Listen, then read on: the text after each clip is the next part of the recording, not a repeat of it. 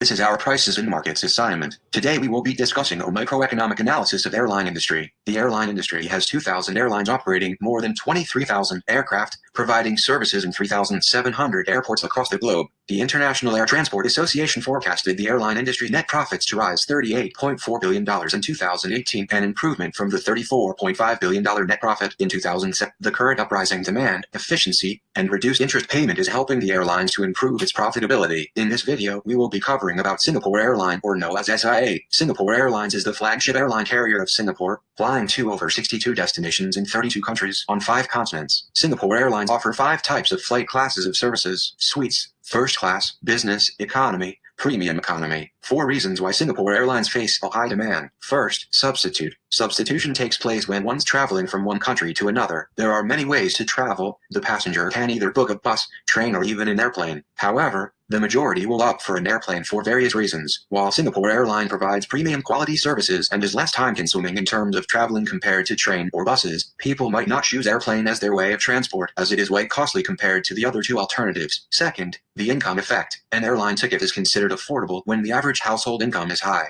But if there is a recession in the country, the demand for airline ticket will decrease, as it will be considered as a luxury good, and people will then opt for a cheaper alternative to travel. Next, the taste of consumers. Various reasons will influence one taste that causes them to buy more or less of a product. Singapore Airlines uses Gordon Ramsay as an ambassador for the airline's food. People will have higher expectations of the food based on his reputation as a Michelin chef. Hence, the demand for Singapore Airline will increase as people will want to try its premium in-flight food. Lastly, the size of the market. The growth of population is increasing at a rapid pace, and it is expected that the number of people that are going to travel will also double in the next decade. This will definitely improve the number of tickets sold for SIA. Now, I will be going through the supply factors that will affect the economy of Singapore Airline. First, cost of production. An example of major cost for an airplane to operate is the fuel price. It is reported in 2008 that oil prices hit a high price of $147 per barrel. Fortunately, oil prices started to drop since 2011. This will be beneficial to everyone, especially the customers, as air tickets will not be increased due to the implication of rising in oil pricing. Next, technology. In recent years, technology became part and parcel of everyone's life. Therefore, Singapore Airline leverages technology to provide better amenities to the passengers, offering world-class in-flight entertainment that includes movies, television programs, music, and games, also providing Wi-Fi on board at a minimal charge. Thus, technology helps Singapore Airline increase its revenue earnings. As airline ticket experience constant change in pricing, there are often welfare implications that result from the changes. First, bounded rationality. Singapore Airlines have its online reviews and feedbacks on different social media platforms, which are readily and instantaneously available these days for passengers to voice out their opinions and see concerns. Certainly, there will be mixed reviews on its ticket pricing, reputation, and its services. While it affects the purchasing decision of its consumers, the information may not necessarily be accurate. This can mislead and hinder Singapore Airlines from achieving its optimum sales, resulting in competitors such as Aviate or Cathay Pacific drawing customers to their side due to undercutting of prices. Asymmetric information. In the case of airline industries, airline ticket dealers would be known as immoral and hazard. One such example would be a foreign worker working for Singapore Airline as an agent dealer.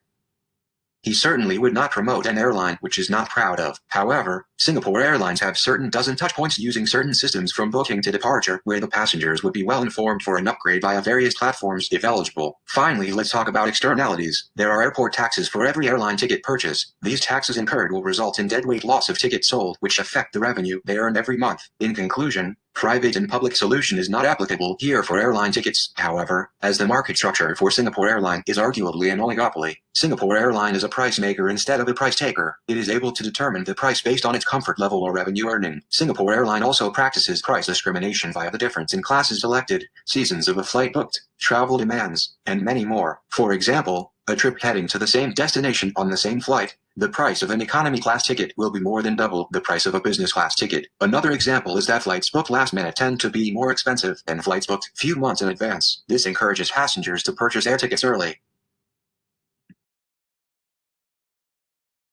Created using Powtoon.